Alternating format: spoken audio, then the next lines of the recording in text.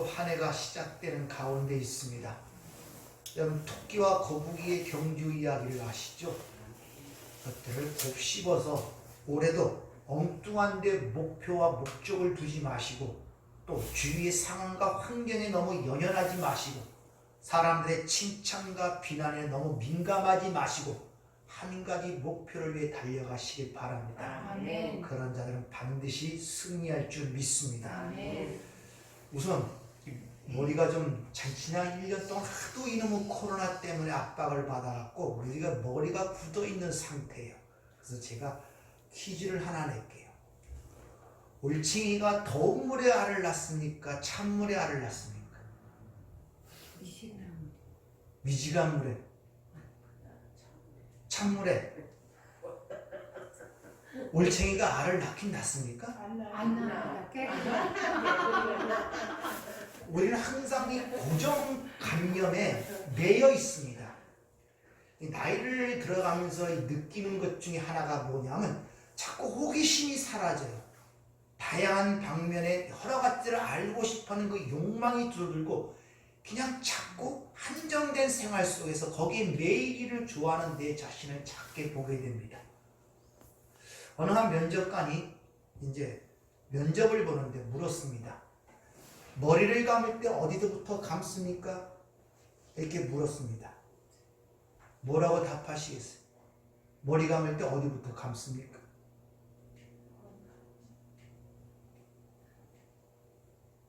눈부터 감죠. 머리 감을 때 눈 뜨고 감습니까? 눈부터 감는단 말입니다. 자꾸 머리를 돌리셔야 돼요. 머리를 돌리셔야 돼요. 구명보트에 몇 명이 탑니까? 9명. 9명이라고 그러잖아요. 이런 것들은 우리의 머리를 약간 고정관념에서 벗어나게 하는 그런 역할을 감당하고 있다는 것입니다. 한 가지 더 문제를 낼까요? 여러분의 만약 내기를 낸다면 여러분 빈속에 빵을 몇 개나 먹을 것 같습니까?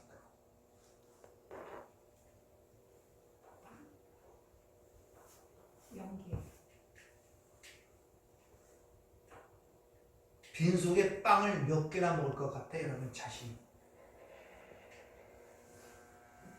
사람에 따라 다 다르다고 생각할지 모르지만 빈속에 빵은 하나밖에 못 먹어요, 누구나. 왜? 일단 하나를 먹으면 빈속이 아니기 때문에 그래요. 자, 이제 머리가 좀 왔다 갔다 합니까?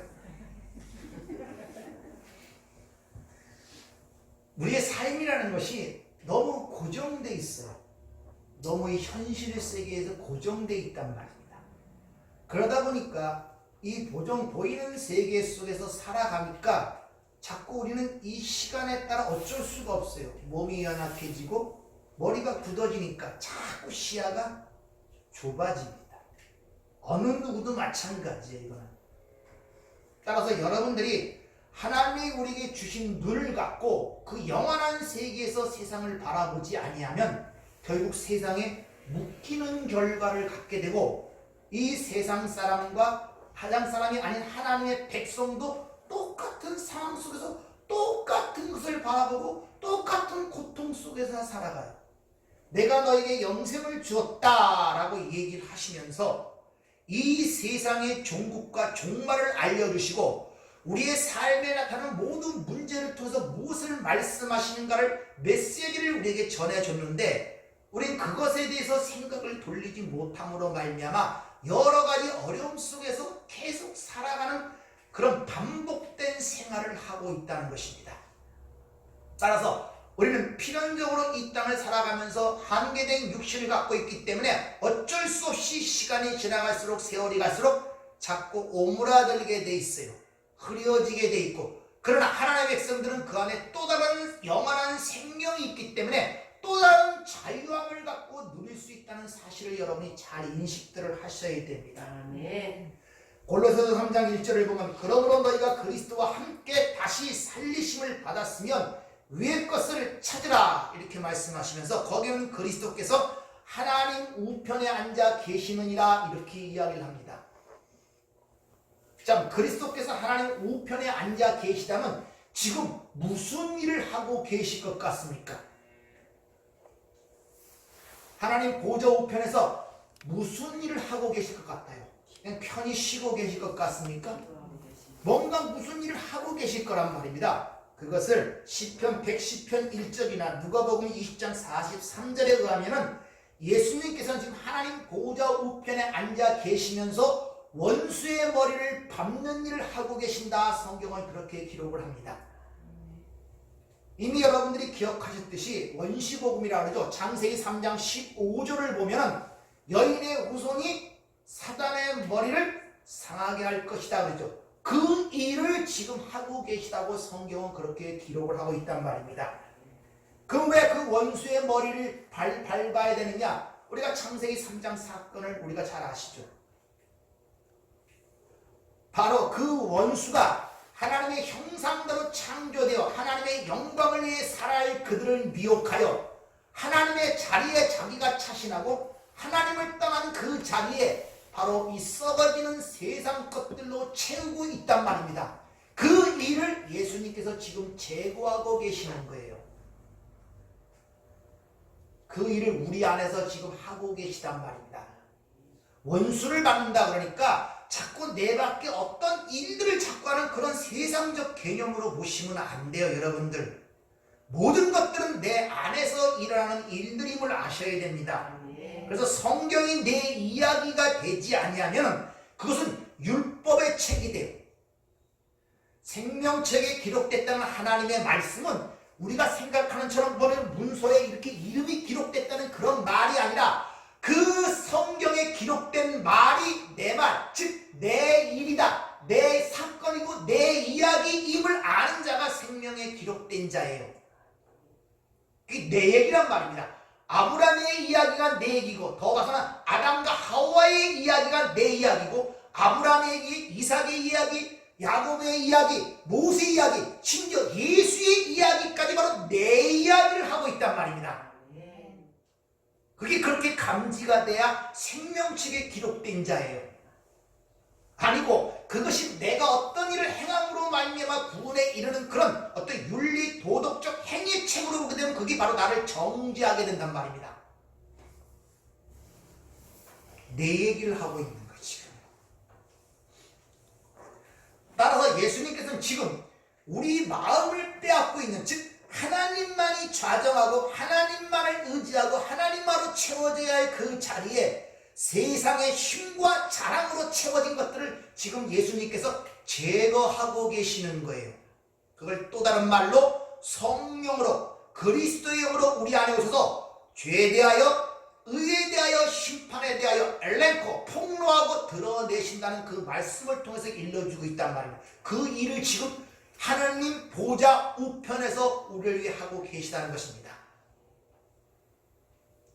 이 일은 우리가 이 세상을 떠날 때까지 끊이지 않는 일임을 여러분이 아셔야 됩니다. 왜? 그 과정을 통하여 예수의 십자가가 왜 필요하고 십자가의 삶이 무엇인지, 하나님의 어떤 희생을 통하여, 오래 참으심을 통하여 우리 구원을 냈는지 그 하나님의 크신 은혜와 사랑을 확인할 수가 있기 때문에 그래요. 그래서 우리가 부모가 돼서 자식을 키워봐야 부모의 마음을 안다 그러죠. 왜? 그 경험과 체험을 통해서 배우기 때문에 그래요.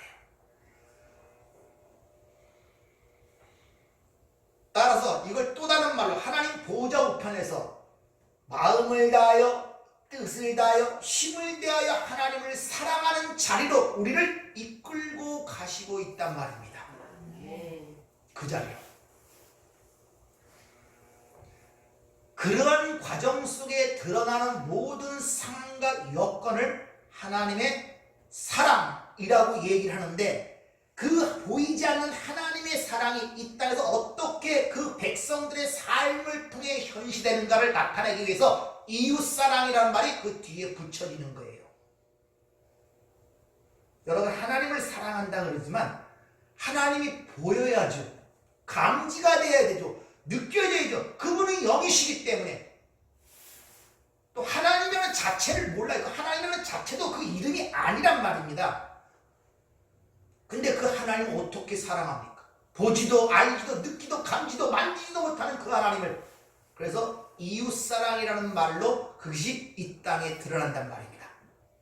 따라서 우리의 이웃을 내 몸같이 사랑하는 그 말씀의 의미, 이웃사랑의 의미가 뭔가를 잘 알아야 우리가 하나님의 말씀을 왜곡하여 듣지 아니할 수가 있단 말입니다. 바리새인들은 이웃사랑이라는 그 말을 그대로 자신들의 어떤 행위를 통해 들었기 때문에 일주일에 2번씩 금식하여 아낀 돈으로 가난한 과부와 고아를 도왔고 박하와 채소와 11조를 영락없이 하나님께 바침으로 말미암아 자신들의 의를 자랑하던 자들이 바리새인들 아닙니까? 이웃사랑이라는 말을 잘 이해를 하셔야 돼요. 그러니까 이웃사랑이라는 이 말은 이 세상에서 누리는 가치들을 똑같이 밥이나 옷이나 재물이나 그들과 똑같이 누리도록 나눠주는 것을 이웃사랑이라고 성경은 하지 않는다는 것을 여러분이 잘 인식을 하셔야 됩니다. 성경이 말하는 이웃사랑이라는 이 말 자체가 복음을 올바르게 이해하지 아니하면 알지를 못한다는 것을 우리는 알아야 됩니다. 성경에서 말하는 그 이웃사랑을 세상도 똑같이 그 같은 걸로 이해하고 있다면 뭔가 잘못된 거죠. 왜? 하나님의 말씀은 하나님의 백성들에게만 주어지고 알 수 있는 말씀이기 때문에. 따라서 복음을 올바르고 이해한 자들이 하나님의 구원의 은혜를 깊이 깨달은 그 상황 속에서 이웃을 대하는 것을 이웃사랑이라고 해요. 그렇게 하나님의 은혜 가운데 있는 자들은 바로 그들의 사람들을 엽심여기지 아니하고 강한 자에게 주눅들지 아니하며 그 하나님의 사랑에서 그들을 가르치고 교훈하는 그런 것들을 이웃사랑이라고 하는 것입니다. 따라서 내 이웃을 내 몸같이 사랑하는 이웃사랑이라는 것은 인간의 어떤 행위를 열심히 해서 성취되는 것이 아니라 하나님이 우리에게 베푸신 은혜와 사랑을 깨달은 자들이 그 구원의 현실을 선포해 주는 것이 이웃사랑이에요. 인간의 갈급함과 굶주림을 성경은 말씀의 기근이라는 말로 이야기를 하죠. 이런 의미들을 모르니까 야고보서에 나오는 그런 일들을 전부 다 인간의 행위로 이야기들을 하고 그렇게 해석들을 한단 말입니다. 그래서 기독교가 마치 밥이나 퍼주고 옷이나 나눠주는 그런 종교로 사회 단체로 전락이 되어가고 있는 거예요. 오직 기독교만이 죄를 지적할 수 있고 그 죄에 대한 해답과 해결점, 해답을 갖고 있는 게 기독교, 교회밖에 없단 말입니다. 교회만 할 수 있는 일을 해야 되는데 이웃사랑이라는 개념들을 잘못 알고 있기 때문에 이게 국가에서 하는 사회단체인지 교회에서 하는 일인지 분간이 안 되고 있단 말입니다. 배부르지 못할 것을 백날 줘야 절대 그 사람은 배부르지 못해요. 배부를 걸 줘야죠. 썩을 양식이 아니라 썩지 않을 양식을 줘야죠. 그들이 굶주린 자라면은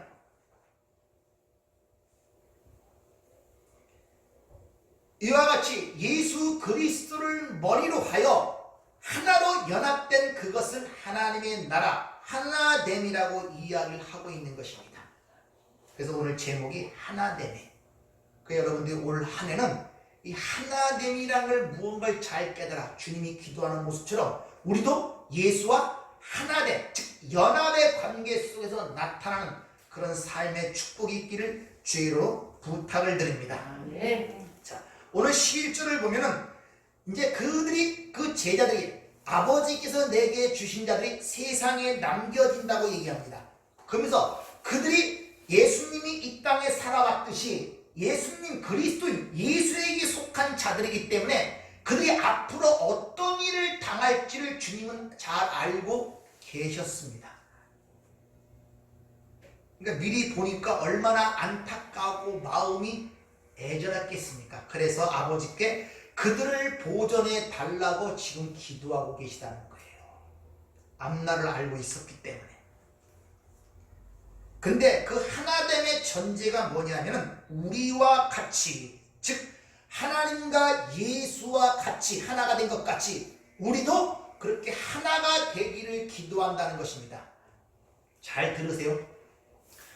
하나됨이 그냥 하나됨이 아니라 하나님과 예수가 하나된 가치, 그러니까 예수와 하나님이 하나된 가치라는 그것을 이해를 해야 예수님 너희가 하나가 된다는 이 말이 우리에게 이해가 될 수 있습니다. 그러니까 우리가 일반적으로 생각하는 하나된 같은 목적을 갖고 같은 목표를 갖고 이런 동질성을 갖고 조직을 만들고 위원회를 만든다는 그런 의미가 아님을 여러분들이 아셔야 됩니다. 따라서 이 말의 의미를 진정으로 깨달으려면 뒤에 부분이 있어요. 뒤에 22절 23절 한번 보세요. 17장 내게 주신 영광을 내가 그들에게 주었사오니 이는 우리가 하나가 된 것 같이 그들도 하나가 되게 하려 함이니이다. 곧 내가 그들 안에 있고 아버지께서 내 안에 계시어 그들로 온전함을 이루어 하나가 되게 하려 함은 아버지께서 나를 보내신 것과 또 나를 사랑하신 같이 그들도 사랑하신 것을 세상으로 알게 하려 함이로소이다. 이렇게 얘기합니다. 첫 번째 뭐라고 얘기하면 내게 주신 영광을 그들에게 주었는데 바로 우리가 하나 된 것 같이 그들도 하나가 되기 위해서 영광을 주었다는 거예요. 그러니까 아버지께서 내게 영광을 주었는데 그 영광을 내가 제자들에게 주었다는 것입니다. 근데 그 이유가 아버지가 나와 하나가 된 것 같이 그들도 나와 하나가 되기 위해서 내게 주신 영광을 그들에게 주었다는 것입니다. 우리가 17장을 시작할 때 하나님께서 그 아들 예수에게 주신 영광이 무엇인가를 배웠죠. 그것이 무엇입니까? 영생을 주시고 하나님의 아들에게 주신 영광이 뭡니까?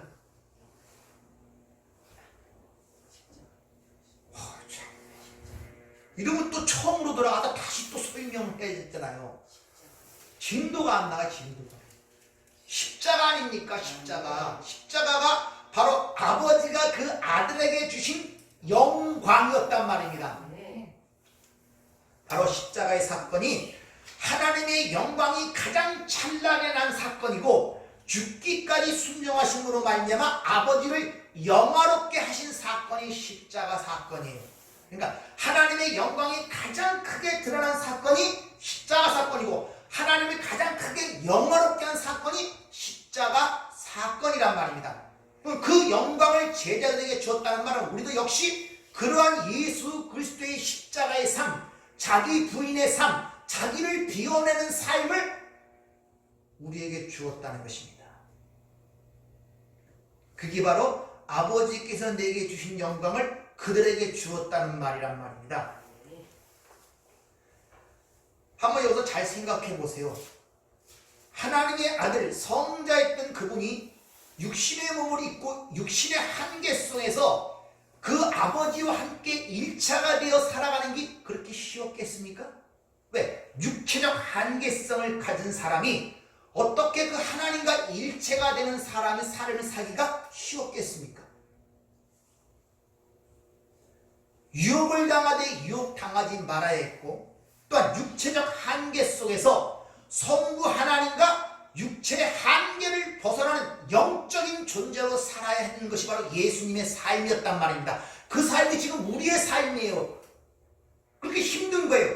이 육체는 한계를 갖고 이 땅을 살아가고 있잖아요. 그럼에도 불구하고 육체로 사는 것이 아니라 영적인 존재로 하나님과 교제하며 하나님과 하나가 되어 살아가는 삶을 사는 게 성도의 삶이란 말입니다. 그게 어찌 쉬웠겠습니까?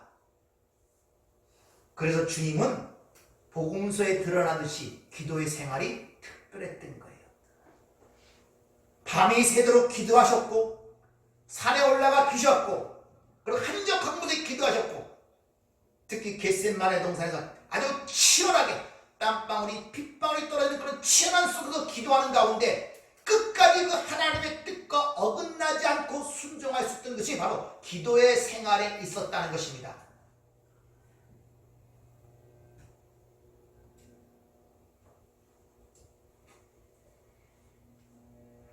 따라서 기도하지 않고 신앙생활을 한다는 것은 어불성설이에요.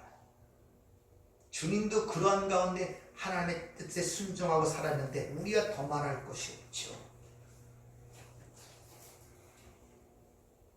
따라서 따라서 지금 그 제자들에게 영생을 주시고 아버지와 당신이 하나가 되게 기도하신 것은 내가 그 영광을 받아 죽기까지 순종함으로 말미암아 하나님의 영광이 드러나게 했듯이, 하나님의 영광이 드러난다는 말이 무슨 뜻입니까? 그러니까 그 영광이라는 의미가 뭐라고 말씀을 드렸어요? 그 십자가에 죽으심이 뭘 드러내고 있어요? 뭘? 하나님의 영광을 드러냈다 그러는데 자꾸 십자가인데 그 십자가가 뭘 얘기하고 있냔 말이야. 어떤 메시지를 던지고 있냔 말입니다.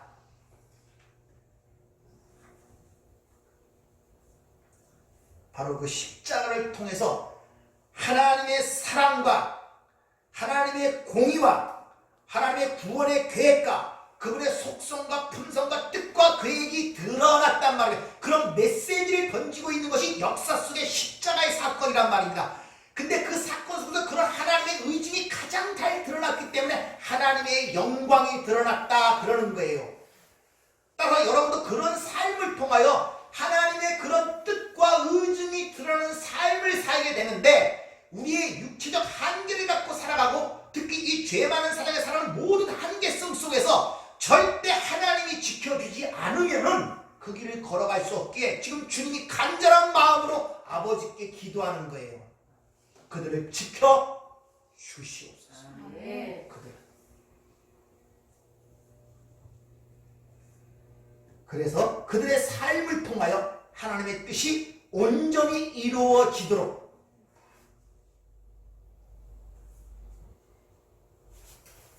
따라서 성도의 하나됨이라는 것이 무엇을 의미하는가를 잘 이해를 하셔야 된단 말입니다. 오늘 본문 말씀 11절과 조금 전에 읽은 21절을 이렇게 비교해서 보면은 아버지와 제자들이 하나가 되게 해달라는 말이 아니라 아버지와 아들이 하나가 된 것 같이 그들도 나와 하나가 되게 해주세요. 기준을 세웁니다. 아버지와 아들이 하나가 된 것 같이.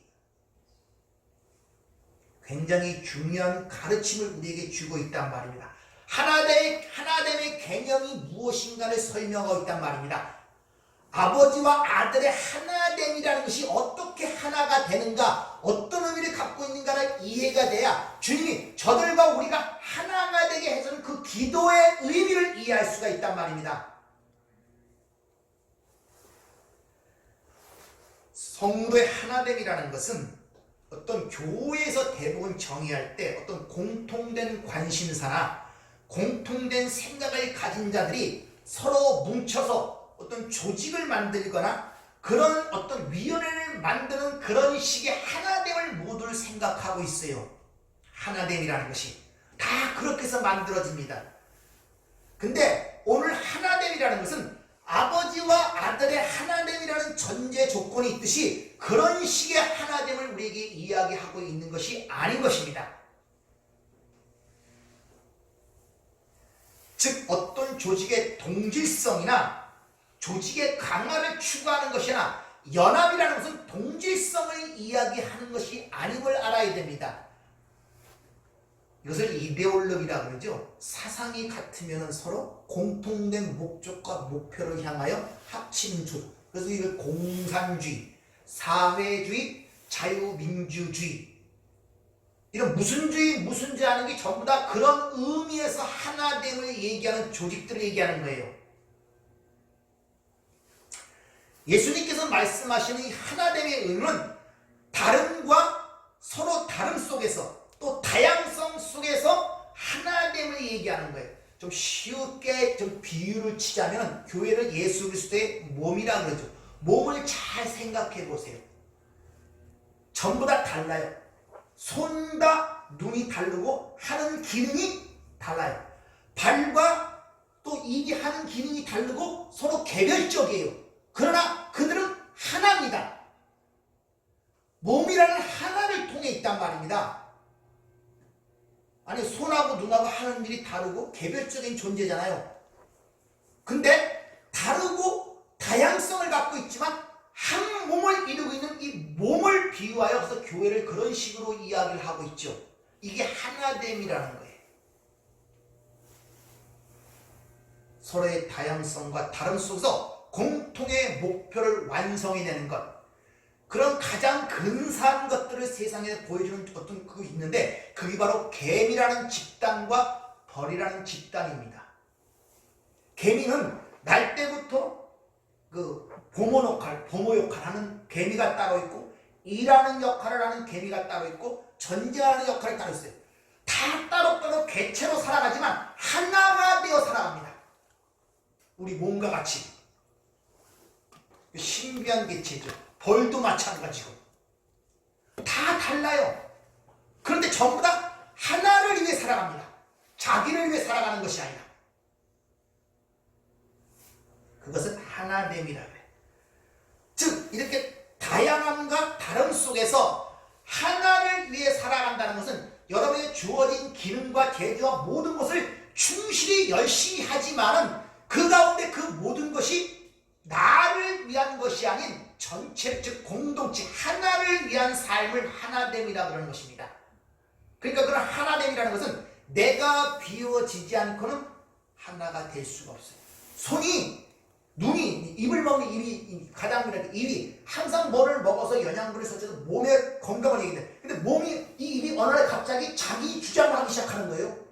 야, 내가 안 먹으면 너 발이고 손이고 힘이 있어? 이렇게 자기 생각이 조금 들어가게 되면 그때부터 문제가 생기기 시작하는 것입니다. 몸이. 따라서 자기 부인이 되지 않고는 절대 하나가 될 수가 없는 것입니다. 그래서 예수 그리스도가 이 땅에 왔을 때 내가 하는 모든 일은 내 안에 계신 아버지께서 하신다고 그랬죠. 자신이 하는 일은 아무것도 없어요. 아버지께 들은 말씀을 하는 것이고, 어떤 기적에도 아버지가 내 안에서 그 일을 하시는 것이고, 예수가 완전히 비워질 때, 하나님이 그 안을 채울 때 그것은 하나라는 것입니다. 그와 같은 하나가 너희가 되어야 된다는 그런 기도를 지금 하고 계시는 거예요. 그걸 연합이라 그러고, 그걸 또 다른 말로 그게 완성되었을 때 그걸 새하늘과 새 땅이라고 합니다.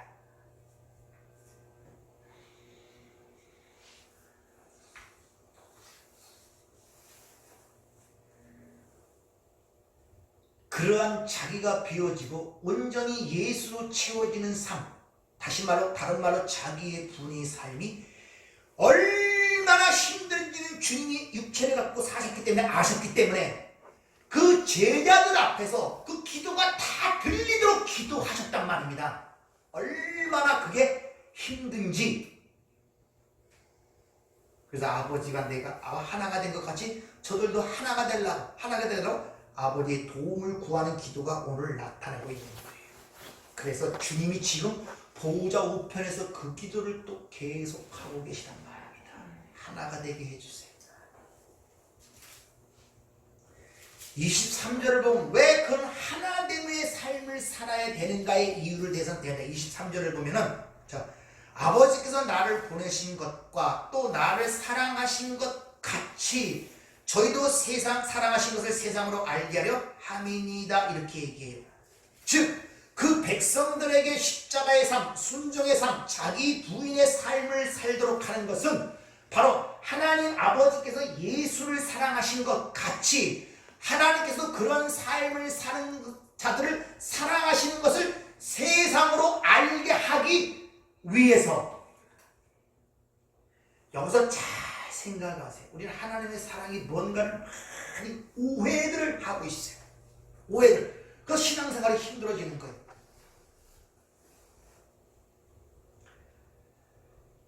자, 하나님께서 그 아들을 사랑하셨다는 그 말의 뒷면에는 그 아버지가 그 아들에게 영광을 주셨다는 것입니다. 근데 그 영광은 십자가의 삶이며 순종의 삶이었단 말입니다. 근데 그렇게 아버지의 영광을 받아 아버지의 사랑하심이 드러나는 삶이 이 땅에선 고난과 십자가로 드러나니까 세상 사람들이 뭐라고 얘기하냐? 하나님의 사랑을 받은 자라고 하지 아니하고 하나님께 징벌을 받고 하나님께 버림을 받은 자라고 그걸 보더란 말입니다. 그런 오해가 나요. 이사야 53장 4절을 보면 우리는 생각하기를 그는 징벌을 받아 하나님께 맞으며 고난을 당한다 하였노라. 하나님의 가장 큰 영광이 드러난 십자가의 사건을 보면서 우리는 하나님의 영광과 하나님의 사랑하심을 본 것이 아니라 하나님께 징벌을 받으며 고난을 당한다, 하나님께 버림을 받았다, 이렇게 보고 있었단 말입니다. 이것은 과거의 이야기가 아니라 우리 삶 속에 지금 그 이야기를 하고 있단 말입니다. 세상에 말하는 하나님의 사랑이라는 것은 인간을 보호해주고 도와주고 그들을 잘 살게 해주고 그런 것을 하나님의 사랑이라고 생각을 해요. 그리고 그렇지 못할 때, 병들고 못 살고 할 때 하나님의 진노와 저주 아래 있다는 기본적 이원론적 선악과의 논리가 머리를 꽉 채우고 있단 말입니다. 거기서 못 벗어나요. 신앙생활을 20년, 30년에도 사물을 보는 그 시각을 벗어나지 못해요. 선악의 틀을 벗어나지 못해요. 계속 내 삶을 그런 식으로 보고 있단 말입니다. 그러니까 세상 사람과 똑같아요. 병들고 죽어가고 가난한 것들을 하나님의 사랑으로 보지를 못하는 것입니다. 하나님의 사랑이시라면 왜 삶 속에 저런 문제가 일어나? 라고 비난을 할지언정, 오히려 하나님의 사랑이시라면서 하나님 독생자를 너 죽기까지 나를 사랑하셨다면서 근데 내 삶 속에 이러한 일이 일어나? 하고 하나님을 향하여 원망을 하거나 삿대질까지 한다는 것입니다.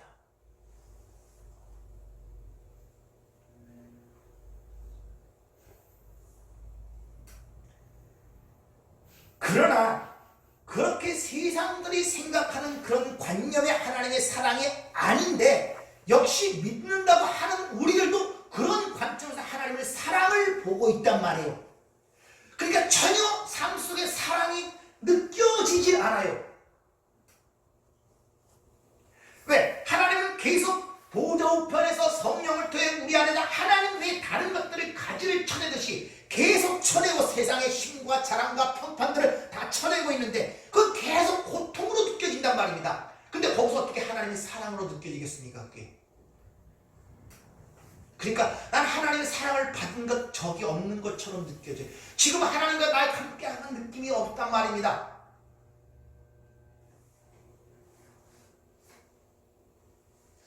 기껏해야 뭐 병이 좀 났을 때, 뭐 복권이 당첨됐을 때, 사업이 잘 될 때, 아 하나님이 나를 사랑하시는구나, 그걸 딱 그 정도 수준이에요. 그건 세상 사람도 똑같이 느끼는 것입니다. 그럼 하나님의 사랑은 하나님의 백성만이 느껴야 하는 하나님의 사랑이 세상 사람도 똑같이 느끼는 사랑이라면 그것이 어찌 하나님의 사랑이라고 주장할 수가 있겠냐는 것이죠. 하나님의 사랑은 하나님에 의해 살아난 자들만이 느끼고 감지할 수 있는 게 하나님의 사랑이란 말입니다. 네.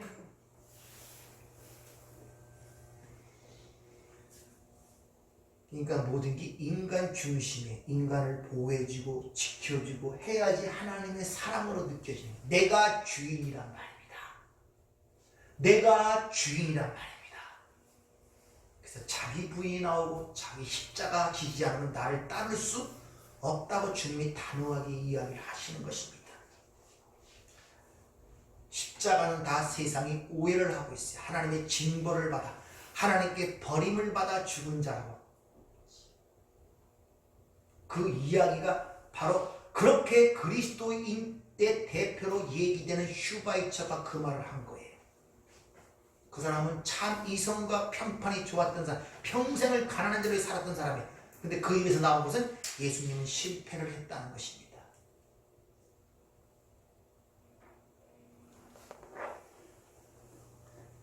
잘 들으세요. 하나님의 사랑은 하나님이 지으신 피조물과 하나님과의 관계 속에서 그 하나님의 절대적 의존하여 살아야 할 존재로 만들어가는 과정을 하나님의 사랑이라고. 왜? 그것이 영생이니까.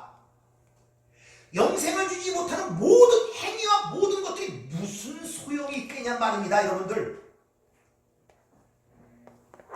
안 그래요? 영생의 자리에 이르지 못하는 모든 것들이 그에게 무슨 소용이 있겠냐, 그게 무슨 사랑이라고 할 수 있냔 말입니다.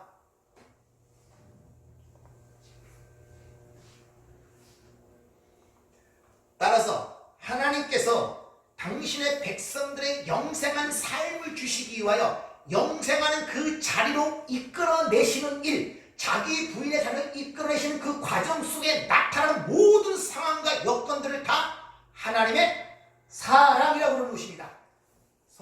사랑이라, 하나님의 사랑이라 그래.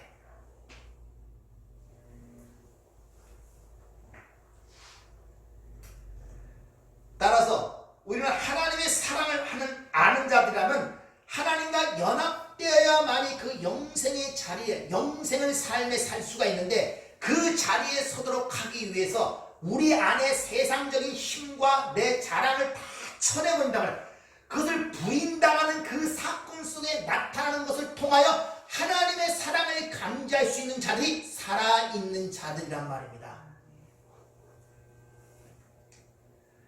한 예로 돈 때문에 신앙생활을 제대로 못하던 자가 쫄딱 망해갖고 하나님께 무릎을 꿇을 때, 세상으로 볼 때는 세상이 뭐라고 얘기했습니까? 저가 하나님 믿는 자가 왜 그 모양이야?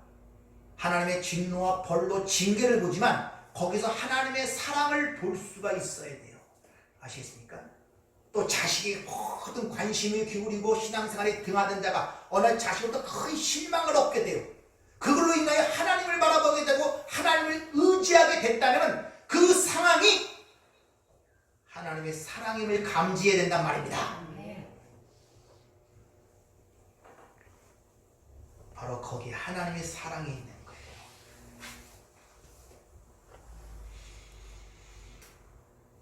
그래서 하나님께서 뜻을 이루기 위하여 예수 그리스도가 죽기까지 순종하신 그 십자가의 현장이 하나님의 사랑이 절정, 하나님의 사랑이 드러난 현장이라고 성경은 이야기를 하고 있는 것입니다. 그래서 예수님이 왜 바로 십자가에서 완전히 자신을 비우고 하나님의 뜻만이 온전히 드러나는 그 현장이 십자가였기 때문에, 자신이 비워진 상태이기 때문에 거기서 하나님과 하나가 되는 모습을 보여준 거예요. 자기 것을 완전히 비워버리고, 그러므로 그를 지극히 높여 하늘에 있는 자들과 땅에 있는 자들과 땅 아래 있는 자들로 무릎을 꿇게 하시고 그 예수를 주라 시인하여 하나님께 영광을 돌리게 하셨느니라. 이것이 우리의 자리란 말입니다.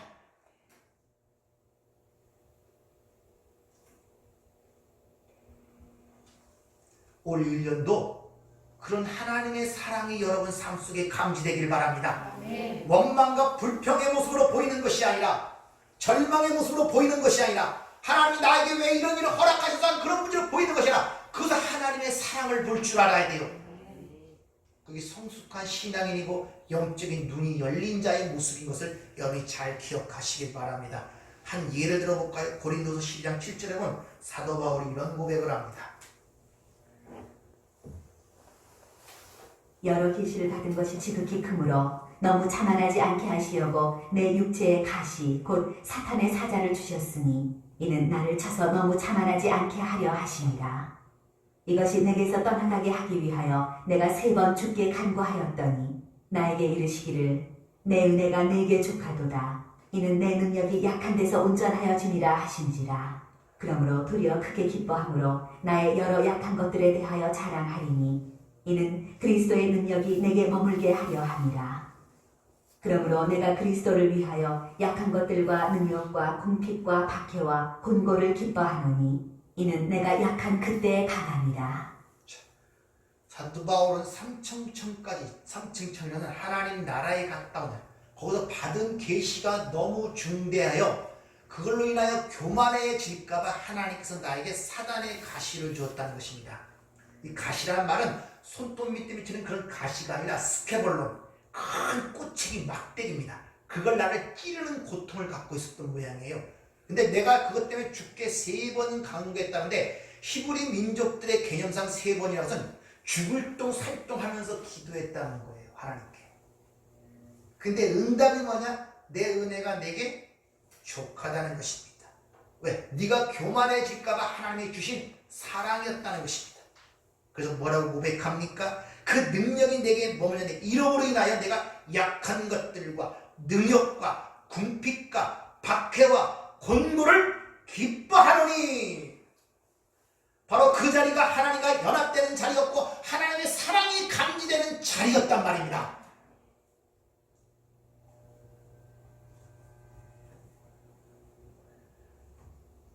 성도는 하나님과 연합되는 모든 사건과 사고는 전부 하나님의 사랑으로부터 기인한 것임을 여러분이 아셔야 돼요. 어떤 문제 때문에 더 기도하게 만들었다? 문제를 바라볼 것이나 그걸로 인한 내가 하나님께 기도할 수 있도록 내 마음을 이끄신 하나님의 섭리적인 손길에서 그 사랑이 보여야 된단 말입니다. 세상 사람들은 아마 바울을 보고 야 네가 그렇게 복음을 열심히 전하고 그렇게 뭐 위대한 사람 같은데 네 병 하나 고치지 못하고 응답받지 못하니 얼마나 많은 조롱을 받았겠어요. 우리가 실제 생활에서 느끼는 것들 아닙니까? 네가 하나님을 믿는다면서 얼마나 조롱과 수치와 모욕들을 받았겠습니까? 그러나 바울에게는 그 질병이 하나님과의 연합의 도구로 쓰인 것이며 그 상황 속에서도 하나님의 처사에 순종하도록 하나님과 그가 하나가 되는 연합의 자리였음을 지금 고백하고 있는 거예요. 그래서 그 능력이 내게 머물고자 하기 위해서 일부러 그러한 것들을 내가 자랑스럽게 여기고 그것을 기뻐하노라 그렇게 고백을 하고 있잖아요.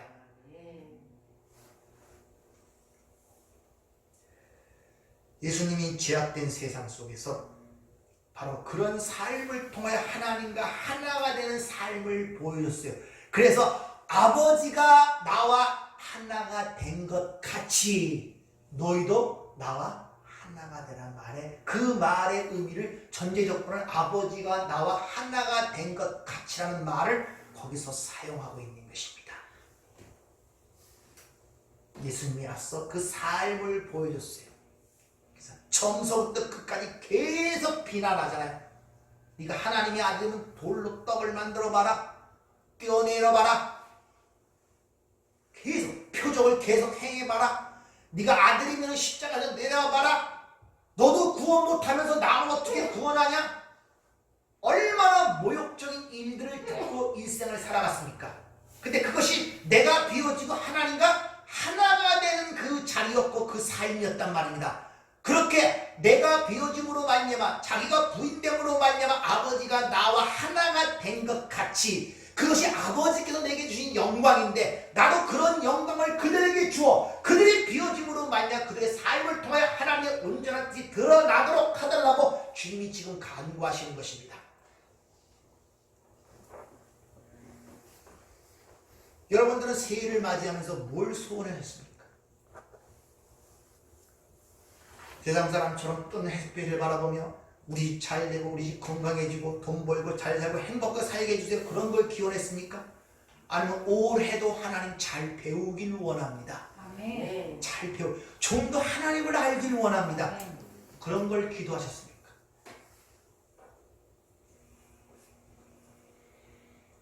우리도 사도 바울처럼 세상으로 받는 능욕, 그 핍박, 박해 그런 것들을 당할 때마다 그것이 하나님과 나의 하나가 되는 연합의 자림을 깨달아 오히려 그런 것들을 기뻐하며 자랑하는 저와 여러분에게 부탁을 드립니다. 아멘. 그래서 그리스도인들은 로마서 5장에 기록된 것처럼 어떤 걸 당할 때 이를 악물고 참고 야 끝까지 그렇게 참고 인내해보자 하나님 도와주실 거야 이렇게 금욕적이고 인내적인 종교가 아니라 환난 중에도 즐거워하나니 환난은 인내를 인내는 연단은 소망을 줄 내가 알미라. 여러분은 이 역사의 시작과 종말이 어떻게 끝날 줄 알고 있고 이 세상을 다스리는 모든 것이 위에 누가 계시는 우리는 알고 있고 분명히 인식하는 자들이며 내 삶 속에 동행하시는 그 예수가 내 안에 있음을 알고 가시는 분들이에요. 그러면 우리는 이 땅에 일어나는 일들을 통하여 당하거나 혼란스러워나 절망할 필요가 없단 말입니다. 얼마나 우리의 머리를 이 세상에서 지금 얘기합니까? 그래서 코로나19 때문에 그 댓글 달리는 거 보면 믿는 사람들도 그래요. 하나님 있으면 어떻게 자꾸 이거 안 먹으면 돼? 왜 코로나를 이렇게 해주나? 니들이나 천국 가라? 교회가 왜 그 모양이냐? 별상스러운 소리가 이게 막 쫙 달리는 걸 보고 아 이걸 보고 하나님께서 우리에게 뭘 깨닫게 지금 메시지를 던지고 있구나 하는 것을 봅니다. 그 이야기들이 세상이 주는 압박과 세상이 주는 공포들이 1년에 여러분의 삶의 머리를 뒤 흔들어 놓은 거예요. 뒤 막 회집어 놓고 뒹굴어 놓고. 그래서 멍해요. 내가 믿는 분이 누구인지, 내 신분이 무엇인지, 이 세상의 삶이 뭔지 다 잃어버렸어요. 멍해요. 그냥 멍하고 빨리 코로나가 끝나지. 여러분이 올 한 해도 이 하나됨을 위해 기도하세요. 근데 그 하나됨이라는 것은 어떻게, 예수와 아버지가 어떻게 하나 됐습니까? 내가 비워짐으로 말미암아, 그분이 나에게 채워짐으로 말미암아, 내 것은 싹 사라짐으로 말미암아 그 자리가 하나 되는 자리고, 그 자리가 연합의 자리며, 그 상태를 영생이라는 말로 여러분에게 설명을 드렸습니다. 그게 영생의 삶이에요. 시간적으로 무한히 사는 것이 아니라 올 한 해도 하나님은 어떻게 우리의 삶을 이끌어 가시고 어떤 환경과 여건으로 우리를 밀어내실지 몰라요. 그러나 모든 것들은 거기에 하나님의 메시지가 담겨 있습니다. 우리를 향하신 하나님의 선한 뜻이 있단 말입니다.